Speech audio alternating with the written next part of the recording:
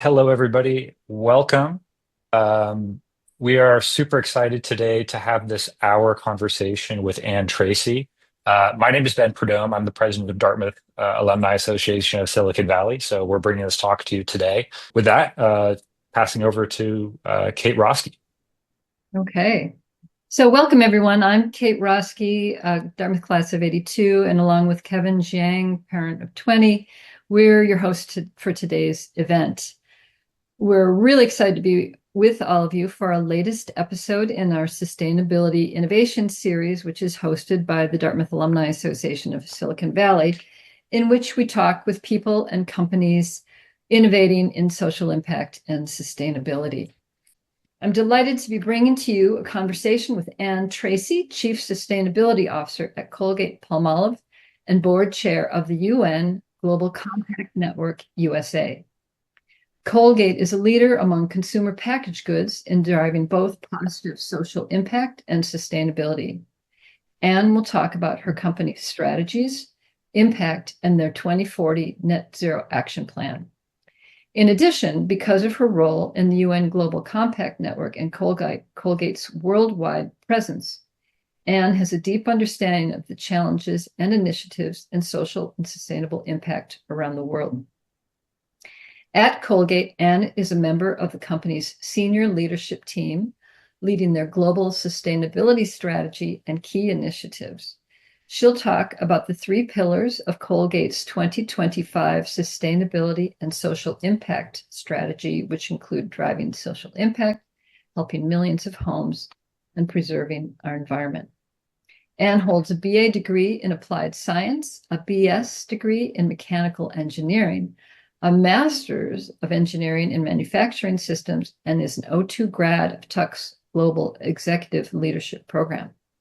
Most recently, she's completed a certificate in business sustainability management from the University of Cambridge Institute for Sustainability Leadership.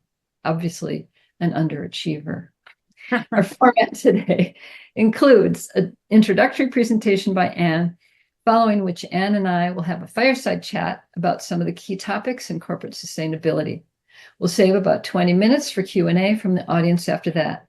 Please submit your questions in the chat throughout the hour. We are truly delighted to have Ann Tracy here with us today. Take it away. Thanks so much. Thanks, Kate. Thanks. So delighted to be here. And as Kate mentioned, I did complete an executive program at Tux. So Dartmouth is near and dear to my heart. That was early in my years at Colgate. I was at Colgate. I've been at Colgate close to 34 years, most of my career in the supply chain, and most recently leading global sustainability for the company. So in this current role, I'm responsible for our overall sustainability and social impact strategy. So over the next few minutes, I want to introduce you to our strategy and what's important to Colgate. But first, click there. Just a little bit about Colgate, in case you're not so familiar with us. You probably know us for our toothpaste. We're pretty well known. We are the world's largest provider of oral health products in the world. We sell about half the world's toothpaste. The world uses 20 billion tubes of toothpaste every year. We sell about half of that. As such, we have close to 20 billion in sales, 34,000 employees, and we also sell products across some other key categories, though. You can see on the left, we own Hill's Pet Nutrition, which makes Science Diet and Prescription Diet. We also sell more regional brands of personal care and home care products in Europe and US and around the world. In the US, you would probably know like Irish Spring you see there and Palmolive dish soap. And we're pretty evenly split. We are very global, multinational. We sell products in every continent, both developing markets.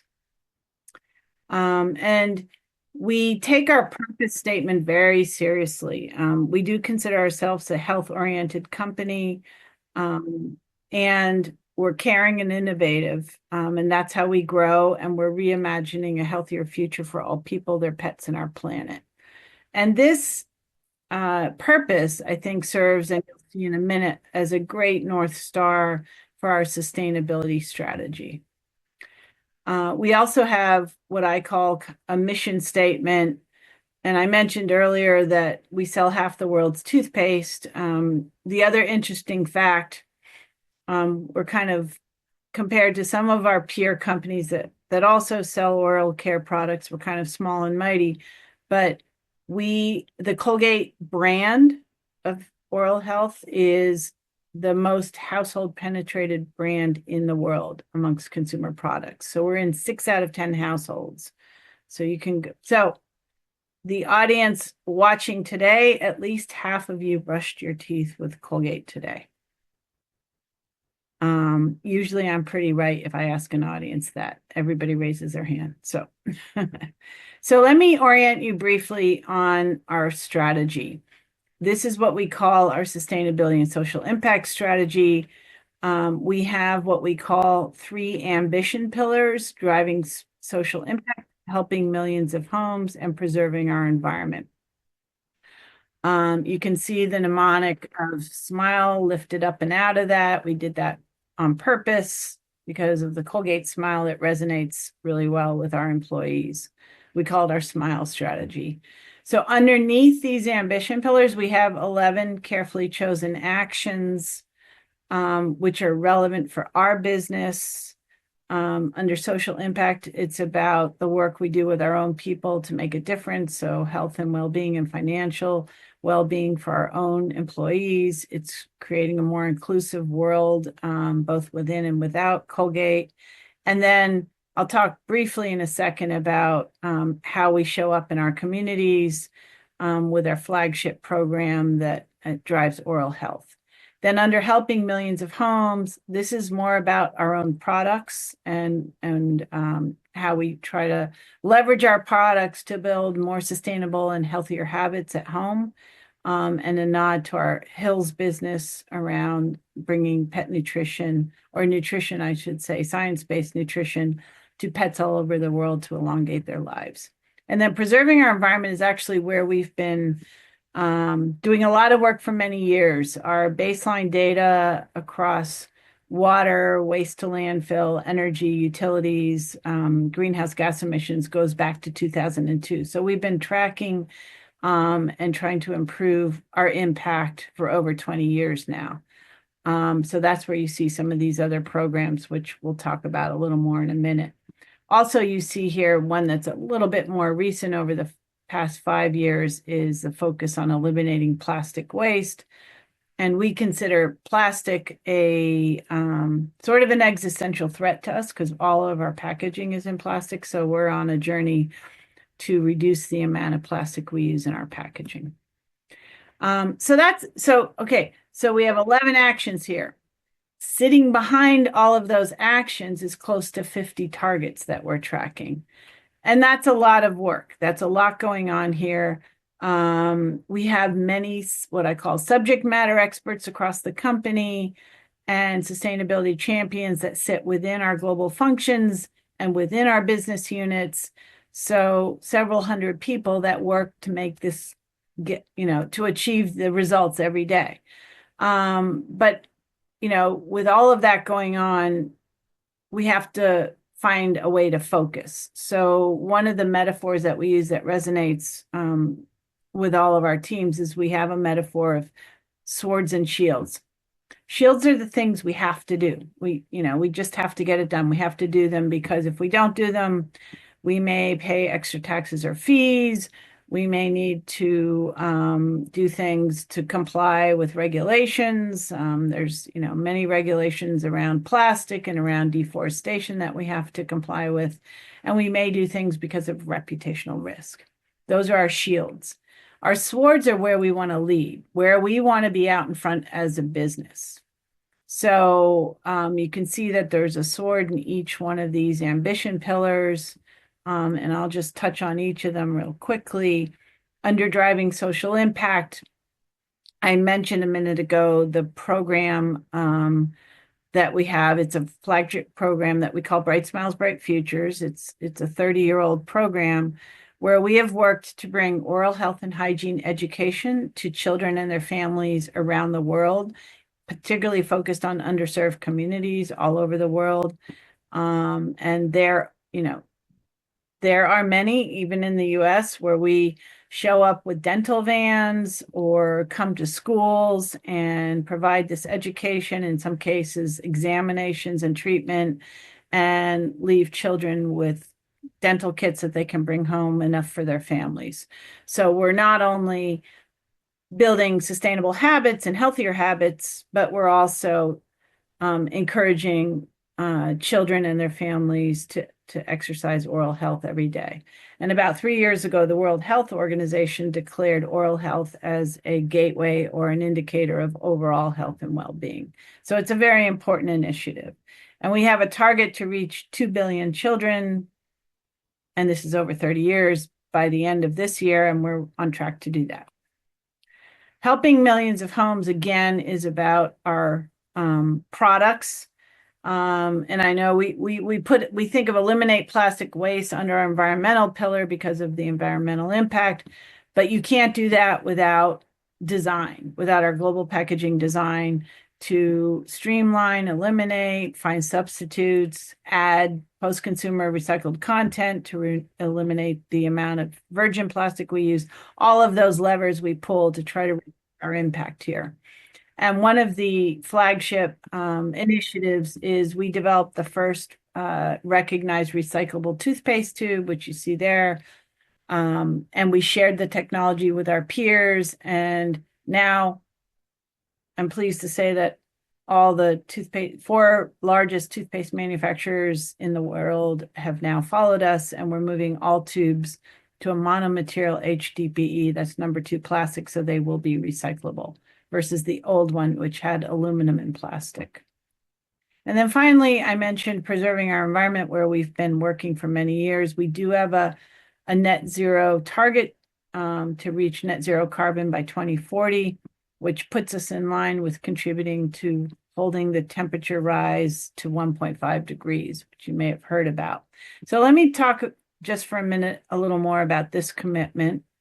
This is Colgate's carbon footprint globally. So if you consider the full value chain from when we have to source the materials that we convert to products, and that's, whether it's ingredients or packaging, and then we bring them into our manufacturing operations, and we make most of our own products ourselves. That's our own operations. And then we send them, we put them on trucks, send them to retailers to get sold to consumers, who then take them home, use them, and dispose of the packaging.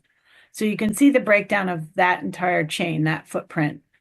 And to the left, I'm not sure how many of you are familiar, but there's something called the Greenhouse Gas Emissions Protocol. And this is how they break down emissions kind of categories, if you will. They call them scope 1, 2, and 3. Scope 1 and 2 for a company are your own operations, the emissions that come from your day-to-day operations, your manufacturing, and the utilities that you use to operate your manufacturing plants. Scope 3 is anything outside of that. And so it's our upstream purchased goods and services or materials, and the emissions that come from making those, and then downstream when the consumer takes our products home and uses them. So that's scope 3. So you can see our footprint. It's very similar to our peer companies, but it's the top 20% that we're very focused on getting to net zero right now. And just to take it one click deeper, I mentioned this top 20%. There's something called the SBTI, or the Science-Based Targets Initiative, and they hold companies accountable. They're kind of the global authorities or global thought leaders on setting targets to get the company on a roadmap to net zero. So we have Science-Based Target Initiative approved targets out to 2040. And you can see what we're trying to tackle there on the right. The biggest piece of it is that 15% upstream. So we have to work closely with suppliers to bring that down and get it to net zero. You may be wondering, well, what about that other 80%? So SBTI doesn't hold consumer goods companies responsible for what the consumer does with the products. That doesn't mean that we aren't taking that seriously and working on products that reduce that impact, either through packaging or the ability and encouragement of consumers to recycle that packaging, or making products that work without water or not shipping water. I mean, these are all steps we're taking to try to reduce that 80% and making products that overall have lower impact. So we are tackling that 80%, but SBTI isn't counting that in our efforts, because that's not something they hold us accountable for. So we have to volunteer to account for that. So not going to go through all of these, but this is what a set of SBTI approved targets would look like, covering those scopes that I mentioned, the scope 1, 2, and 3. And SBTI requires you to have what they call interim targets on the way to 2040. So 2025 is here, and we'll see where we end up. We're kind of doing estimates right now of where we think we're going to end versus those targets. And we're working on our 2030 plans as we speak. And just to give you a quick sense, not to go through all this, but you can see kind of the map. It's not a straight line. It'll be more of a kind of a slow slope, but then hopefully an accelerated curve to get to the final targets. But these are what we call some of the tactics to get there. I mentioned engaging supply for scope 3, engaging suppliers, working on optimized logistics. Under scope 1 and 2, we're doing a lot of energy efficiency. We've significantly reduced the amount of energy we use in our operations, and we are electrifying everything and moving to renewable energy sources. And then you can see for other tactics that are further out that will take more time. So we can't do this by ourselves. We rely on a lot of partners, which you can see here. We engage with many stakeholders, including our own employees and investors. And then finally, just one last slide. And I think I won't spend much time on it, because I think this is where Kate and I will get into discussion a little more. But you can, challenges are also opportunities. I like to think of it that way. But these are the key areas which we need to focus on, which I need to focus on to help us reach our targets in the end. So data management and putting digital solutions in, we have to harness a lot of data. And much of that is manual today. So making sure we have tools in place to automate that. And, everybody's talking about AI these days. This is another area where that can help us to be more accurate and to leverage and ease the burden of reporting.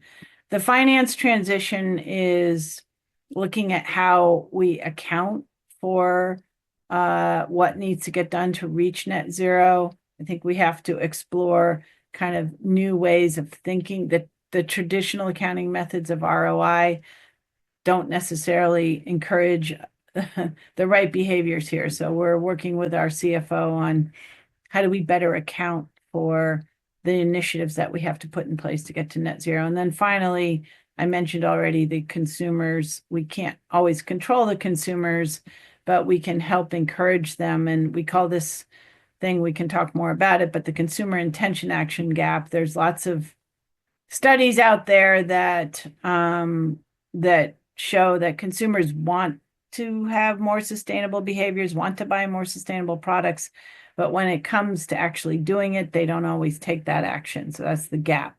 In fact, some studies show that 90%, I'm making, rounding these figures, 90% of the people say, yes, I want to be more sustainable, but only 10% actually do it. so we can talk a little more about that. So I'll kind of leave it there. I'm going to stop sharing for a minute. I can go back if I need to, but we can get into some discussion with Kate. Thank you so much, Anne. That's a really, really good intro. So let's start out with sort of the big picture and then funnel down to some more specific things. Since you're involved in the UN Global Compact, you must have a sense of whether there is a lot of collaboration or resistance among companies around the world. I imagine within the network, these are all people that want to make progress. But what about those that have decided that, this isn't something that they want to prioritize? Do you run into that at all? Yeah, I mean, I think honestly, I'll start with major multinational companies. I would say the majority, and certainly in our sector, which is consumer products, I can tell you categorically that all of our peers are prioritizing this. Well, let me not use the word prior, or consider this work important to longer term resilience, and understand and know that many stakeholders are demanding this. And because we're multinational, we do have obligations, particularly in Europe right now. Many of us are busy getting ready for some mandatory reporting and disclosure related to this work. So we are making it definitely a part of our business strategy. And many large companies are in the same situation. And as such, and it may, maybe it's a lag effect, but we now, remember I talked about scope 3, which are our suppliers. Our suppliers are ranging in small, medium, in size and are on different trajectories in terms of maturity. Some are probably equal or surpass us, and like BASF is a big supplier of ours, and they have great programs in place. Others, their level of maturity is not quite there yet. So larger companies are demanding this of smaller companies. So the journey is starting. So I think, it's the value chain effect here. And what about the end point of the value chain? So you talk about the gap between consumer intentions and actions. If the consumer is not as willing to purchase sustainable products, what's holding them back? So, I mean, we manufacture brands, and those brands we're also a marketing company trying to promote our brands. What we find is, and I believe this to be true, consumers are not going to compromise on price, quality, and performance of the product or convenience. So yes, they want them to be sustained. It's a yes. It's an and, not an or. The majority of consumers are, not going to make a choice for something sustainable if they think it's inferior in some way in those three areas.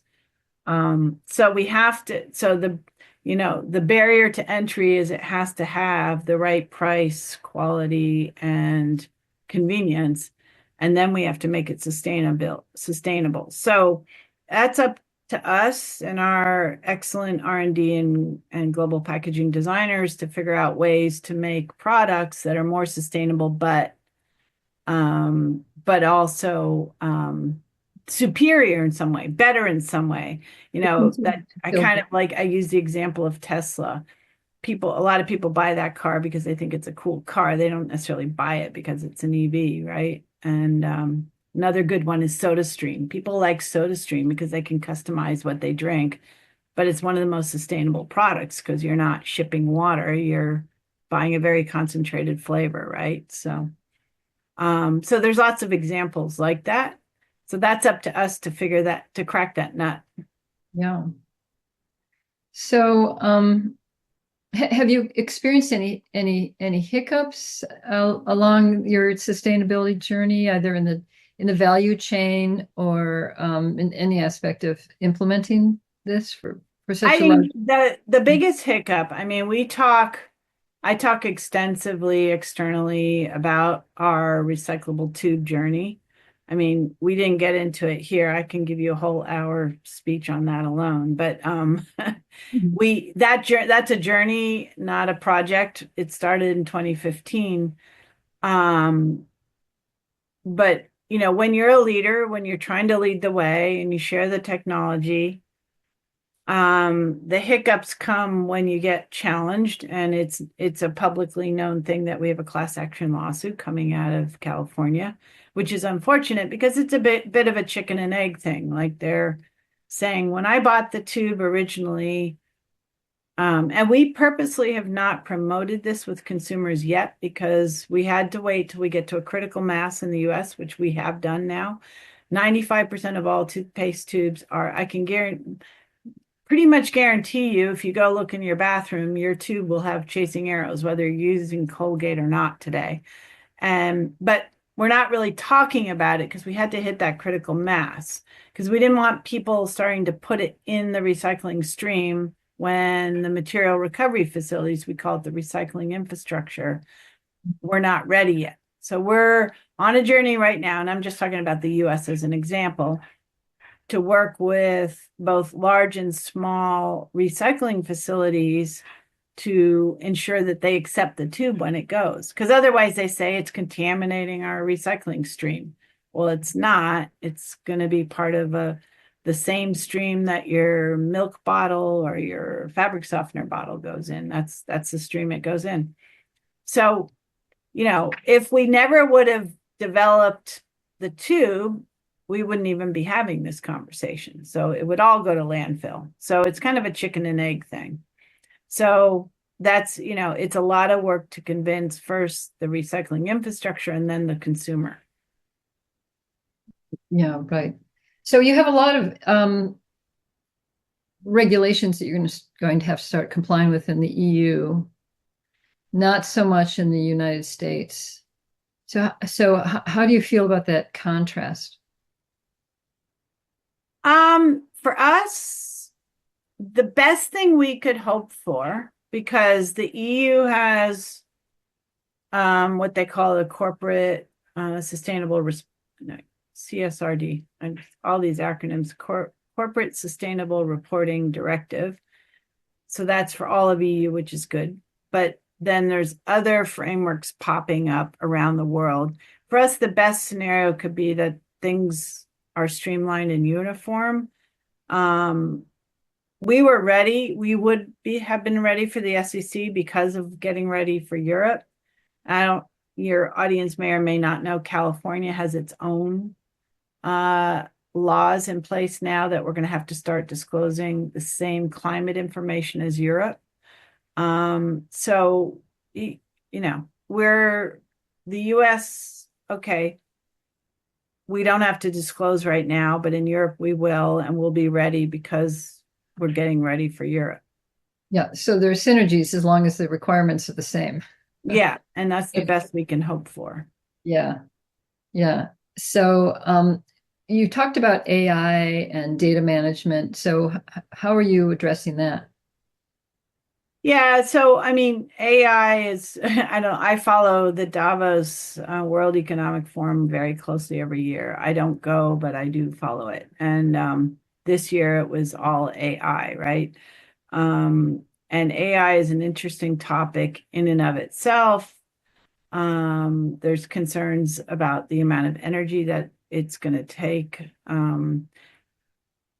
But I think people are optimistic that the computing abilities, if you will, of AI will help us to streamline design choices. For instance, like we can now leverage AI. We have an internal private system built on ChatGPT at Colgate, and we're using it to design products. So it can significantly cut down on design time, and you put the criteria in, you feed all the information in. It's of course dependent on the prompts, but you can really streamline and take time out of the process.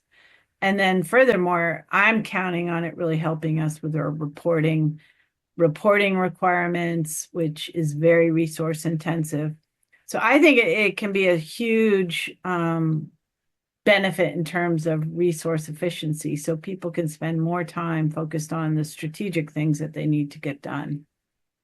Are you expecting to be able to use AI to automate the things on which you have to report? Yeah, eventually. Yes. I mean, obviously we need, especially in the beginning, we need to intervene, but that's the hope.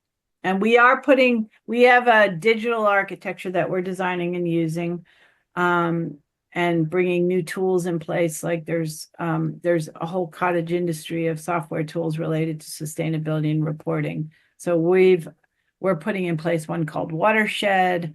There's others out there, but yes, that's the hope and belief that we can leverage AI to streamline a lot of that reporting. Just to give you a sense, because a day doesn't go by that I don't spend time on this with our finance team. We worked on, so just for people who don't know, CSRD then has recommended standards with disclosure points based on, and you have to disclose what you think is material to your company. And the universe of disclosure points is about 1,800 disclosure points. Okay. Working with an outside consultant, they came back and said, you need to report 1,200 disclosure points. Now we're going through our own internal process to try to validate and reduce that, but that's a lot of work.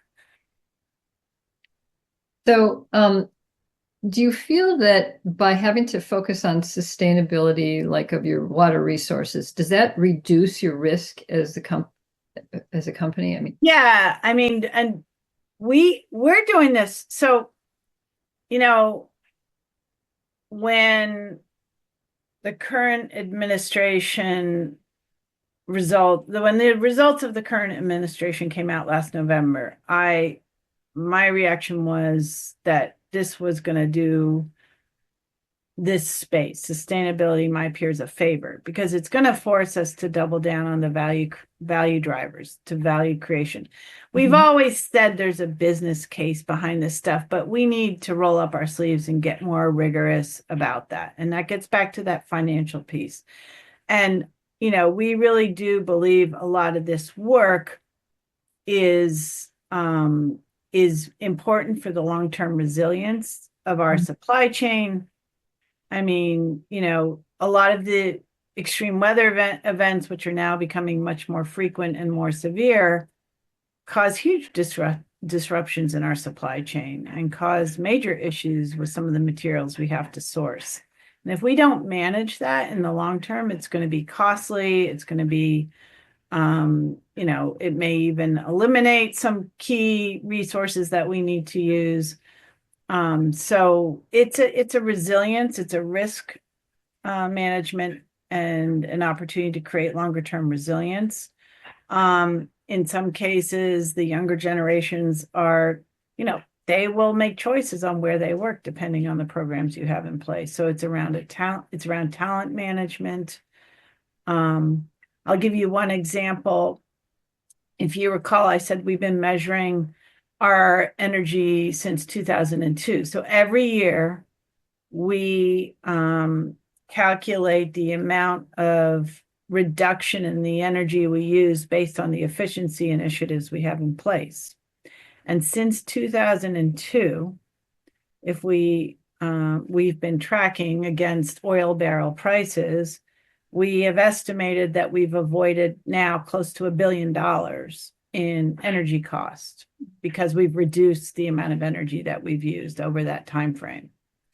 And wow. That's called an avoidance. And in traditional financial accounting, ROI isn't built on avoidance. But had we not done any of that efficiency work, we would have spent $1 billion more. So that's a good business case, right? Financial benefit. So I'd like us to be able to go to the questions that some people have been posting in the chat. Kevin, what do you have for us? Yes. Thank you, Anne, for giving us an insight of your company in sustainability. My name is Kevin Jiang, parents 25. So the first question is coming from Larissa. What are the main projects related to reducing plastic pollution? Are they more related to consumer education regarding plastic disposal? Right. So we actually have, so recall we have that action we call eliminate plastic waste. So my team works very, very closely with the global packaging team. And we have kind of a hub and spoke organization. So we guide strategies and initiatives from the center and then push them out to our business units and our manufacturing sites. So global packaging has a plastic reduction strategy or framework. And it has multiple levers. So the answer is yes and yes. So one lever, the first lever is around working with our suppliers to develop more efficient plastic design and materials. One is around making all of our packaging recyclable, sorry.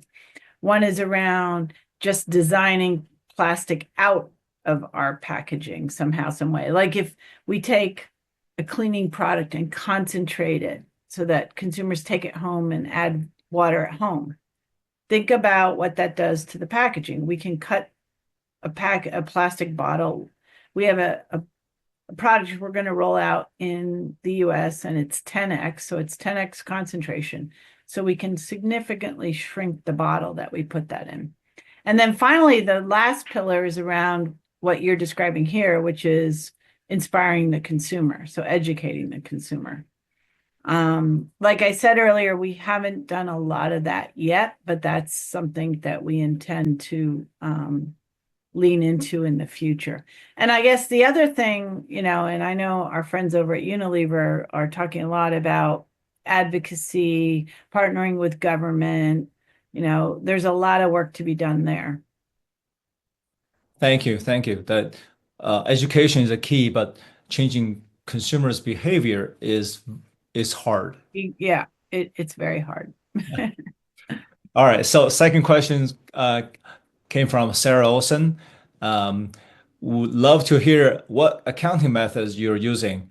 IFRS, for example, has advised that if directors determine it is important, a company's commitment to reducing emitted carbon can be put on balance sheets as a constructive obligation. Is Colgate doing this as a way to align financial statements with strategic goals and the climate risk? So that I love that the way that's question is written, and this person knows what they're talking about. So, but not quite yet. But I think the way it's written is this is something that companies are looking at and that they can start to do, especially if the board agrees that this is an acceptable practice. And I think I'm related to this, like some companies, for instance, have something called an internal carbon price, right? We're not quite there yet. We have Microsoft has an internal carbon price. We've talked to them a lot about that and how does that drive the right behaviors internally. One or two of our peers have that. We're exploring that, but it gets back to what I mentioned earlier around working closely with our finance department. Thankfully, they are very much on board, and I have a great CFO who is very progressive in his thinking around. He understands we need to do this for longer term resilience. Even on our P&L statement, he knows that this is going to count in the future, and how we fund this will be important. So he is open to looking at considering how we account for our pathway to net zero, how we account for some of the things that need to get done. As an example, we pay millions of dollars in fees every year called EPR. I hate this acronym. It's Extended Producer Responsibility. Nobody can ever remember it, but it's fees that companies have to pay related to the tonnage of plastic that they use. And that's been around in Europe forever. It's now throughout most of Canada, and it's now coming to the US. 5 states have adopted it, and a number of states are also talking about it. So California, the normal ones you would expect, California, Oregon, Maine, and so forth, have adopted it. And it's starting to pop up in other states and other parts of the world as well. So it's only increasing. And those fees, by the way, are supposed to go towards building improved recycling infrastructure. And, you know, in some parts of the world it does, in other parts of the world we have to put a governance in place to make sure that's where they're going. But those fees are going up significantly, and those, again, don't show up in your typical ROI statements. Yeah. So, and is this similar to carbon credits? Yeah, I mean, we are exploring the carbon credit market or carbon offset, which they're not entirely the same, but similar, is an interesting space. It's been one that a few years ago you could call the Wild West, so to speak. But there are quickly more standards coming in place and consistencies and credible sources of how that gets counted so it doesn't get double counted or lost. There's a whole accounting mechanism there. I think there is already, but there will definitely be a need for credible carbon credit accounting in the future. But you know, that's evolving quickly. Most of the tech companies use carbon credits because they don't have a lot of other mechanisms. They don't have huge emissions in their operations. We're a manufacturer, so we have lots of room to play with that top 20% that I showed you. So we don't currently use credits per se in our strategy, but we do believe that as we get closer to 2040, that will have to play a role. And by then, we hope that market is more mature and credible. And I do believe it's moving in that direction. Yeah, it's we need to standardize the carbon market as a whole ecosystem. So your credit is same as my credit. Yeah, and it's all how it gets counted to make sure that they get retired properly and they don't get double counted and, you know, all of that of the above, right? That's right. Yes. Well, thank you. Next question is from Gautam Baru. I'm not sure I pronounced her name right. He said, "Thank you for sharing your and your company's commitment to work and commitment and work. The recyclable toothpaste tube initiative is very exciting.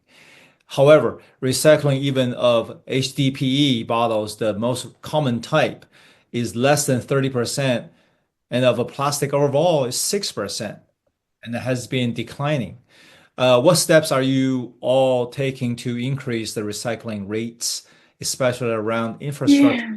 ease of No, like, and he's quoting the numbers in the US. They're better in Germany, but for instance, in other places of Europe. But yeah, let's talk about the US. It is challenging because not only are we not consistent across the US, you go municipality to municipality and the rules are different, right? But there is a huge effort which may not be visible to the average consumer to try to improve that. So what are we doing? We're doing a few things. We're working with, for one thing, we are part of a group called the Closed Loop Fund, where we've invested several $1 million along with a number of other companies. And that group is that what they do with that money is they feed it back into states to try to improve recycling infrastructure. So that's one thing. Another thing we're doing is partnering with some important national NGOs. Like there's one called the Recycling Partnership, TRP, who convenes manufacturers, it convenes the recycling infrastructure, so the MRFs from small to big ones like waste management, to try to come together to understand how to change the whole system. So we have initiatives with them. There's a flexibles initiative, there's a tube initiative to try to influence that. And then we go into communities directly with the MRFs to try to drive adoption and campaigns. We've done a few in New Jersey, we're doing a few in California. We support startup companies that have some amazing new technology that has visual recognition of what comes across the recycling line, to make sure we're focused primarily on tubes because we want the tubes to get recycled. There's many, many partners that we have on this journey. And just today, I have someone on my team and she's responsible for this work. That's all she does. And she sent me what we call the tube adoption roadmap over the next few years. What we're doing, it has all those initiatives I just spoke about. So we take this very seriously. We invest time, money, and resources into it. That said, it gets back to consumers, and I believe the collective we, need to make it easier for consumers in the US, and I hope we can get there. There's a huge list of things we're trying to do to change all that. But it will take some time, I'm afraid. Yeah, so maybe this is a stupid question. Can you, is a concentrated toothpaste a thing or is not? Well, yes and no. There is very, very little water in toothpaste already. So there's not much that we can concentrate. But you're on the right track.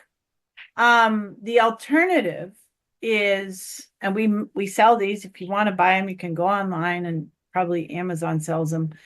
Toothpaste tabs, which are like concentrated powder. Oh, and yeah. chew them, so they have no water. But the difference is that gives you a bit more flexibility what you can package them in, in glass jars, which has different issues because glass is much more carbon intensive. You can package them probably in paper cartons. So that is the concentrated form. But again, getting back to our consumer again, they want toothpaste. They don't want chewable. The average consumer. Right. Yeah, exactly. They don't want to chew their toothpaste. Yeah, they're used to it. Yeah. Yeah. One last question before I turn it back to Kate is a question from Sarah Olson. She said, would Colgate consider a proactive litigation to push back against the dust-up of current administration, which is designed to derail net zero commitment and presume... Sarah, are you a litigator? Unfortunately, maybe we'd hire her. No, you asked a bunch of really good questions. So it's a great question. We probably don't want to talk politics per se, but I do. This week, needless to say, from my vantage point with my profession, has been a bit depressing. And I do think there's a bit of chest banging going on right now. The dust will settle. So I'm still optimistic because a lot of this stuff, like I said, that we have to get done it's business imperative. It's not, is climate change real or not? We can debate that any day you want, but we do believe we need to do this stuff for long-term resilience. That said, with Colgate, I think there needs to be, cooler heads will prevail, and kind of rational advocacy. So one of our peer companies, Unilever, their new CEO, who, by the way, it would appear Unilever has dialed back. I think they just came back to a more realistic position. He is very much in favor of advocacy. So not necessarily litigation, but advocacy and partnering with governments, because really a lot of this will come down to getting globally the right regulations in place to drive some of this stuff. So I do think there's a lot of power in brands and companies in their collective revenue, power in numbers, to come together, and there are forums to do this. So there's the Business Roundtable. There is, in our case, we're part of the Consumer Goods Forum, which is huge. It's a collection of 400 retailers and manufacturers, and the combined net revenues in the trillions. You know, Walmart's there, Target's there, Unilever, Procter and Gamble. We're all part of that, to kind of come together and have a voice. You know, we have to wait till this initial chest banging dies down a little bit, but I do think, you know, we'll get to the right place. I don't think at least Colgate wouldn't be proactive in litigating or pulling a thing like that. We're kind of conservative that way, but I don't think we'll see that. Yeah, thank you, thank you. So that is all for Q&A. Thank you, Anne, and now I'll turn back to Kate. So Sarah told me what she does. That's fascinating. Yeah, kudos to SVT Group, Sarah Olson. Thank you. So basically, what I'm reading in all the various business press, it sounds like to me that corporations are going to collectively and individually continue on their progress, you know, regardless of whether we're part of the Paris Agreement or not. So, you know, thank you for everything that you do, both within Colgate-Palmolive and the UN Global Compact. It's outstanding, and thank goodness there's so much momentum already, so that whatever political things are going on, the momentum will continue, both because there's demand from people in the value chain as well as the public. So I'm going to brush my teeth with my Colgate tonight and think of you. And thank you so much for making this effort. I know there were a couple people who couldn't join because of some technical issues, and I'm not sure why. But we will make this video available to everybody who signed up, and we hope to see you again. And we'll all be keeping track of what's going on with Colgate and plastic recycling. I'd love to follow up with Sarah afterwards on impact accounting. We'll give you her email address. Okay. And we will share this, like I said, with everybody who signed up. So thank you again, and it's been a pleasure working with you to get to this point. And take care. Thank you. Everybody have a good evening. Bye. You too. Thank you.